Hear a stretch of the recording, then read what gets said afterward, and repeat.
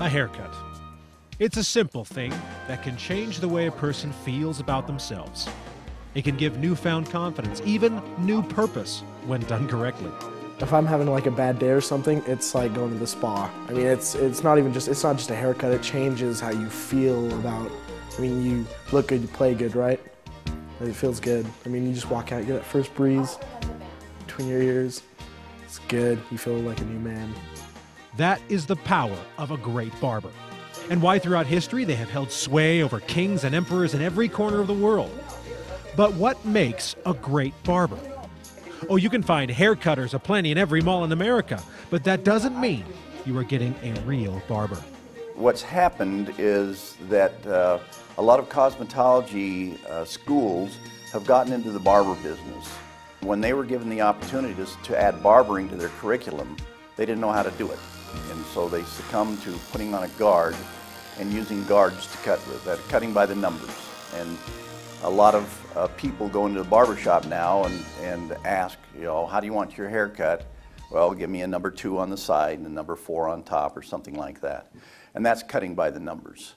The haircut has a distinctive look to it when you cut by the numbers. It does not look like a traditional haircut that a real barber would give.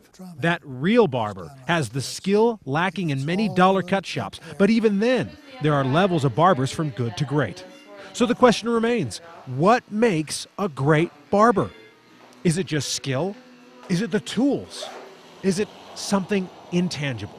I would say there are 4 things. One is to show up on time, to come dressed appropriately to play the game, and then to do everything you can to make sure the game is successful.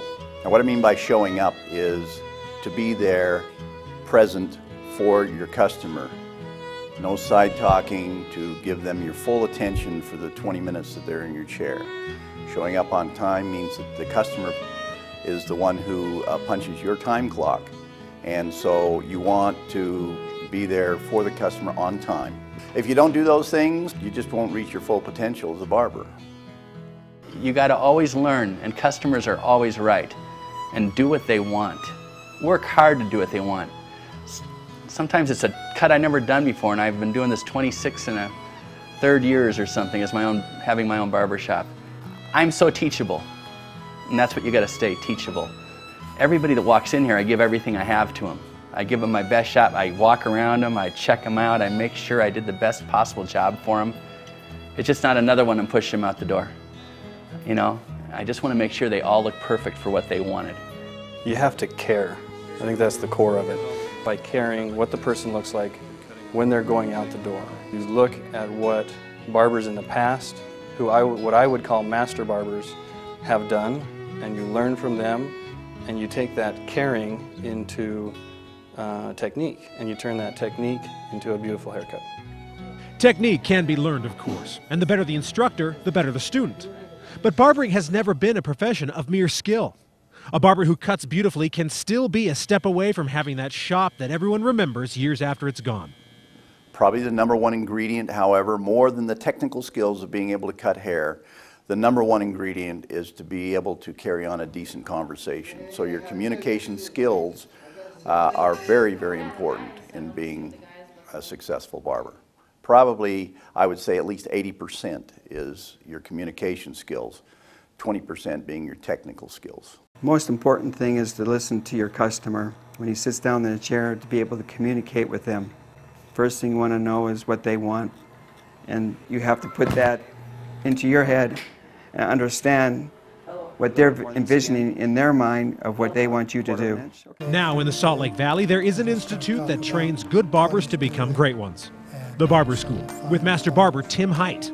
Here, every aspect of that training is patiently given, showing not only the proper cuts, but the real barber lifestyle, creating those images and smiles that stay with customers for decades. There's really nowhere else you can find master barbers who focus on men's hair to learn that technique from. Great barbers will always be in the background of history, mingling with presidents and the common man with equal importance, and making each feel like they are the most important person in the world. That is their strength, and why they will always leave an impact long after most men have retired and gone off into the sunset. You find that barbers tend to work beyond normal retirement age. They don't quit at 65 or as soon as they can possibly quit, like a lot of corporate jobs. So what you do in essence as a barber is you hang out with your friends. And as you're working with clientele over the years, they become, you have 300 or more friends that are personal friends of yours, and you look forward to seeing them, you know, once a month or whatever. And you have conversations, you continue your conversations that you have with them every time they get in the chair. And so it's, instead of retiring and sitting in a rocking chair, it's much more fun to hang out with your friends.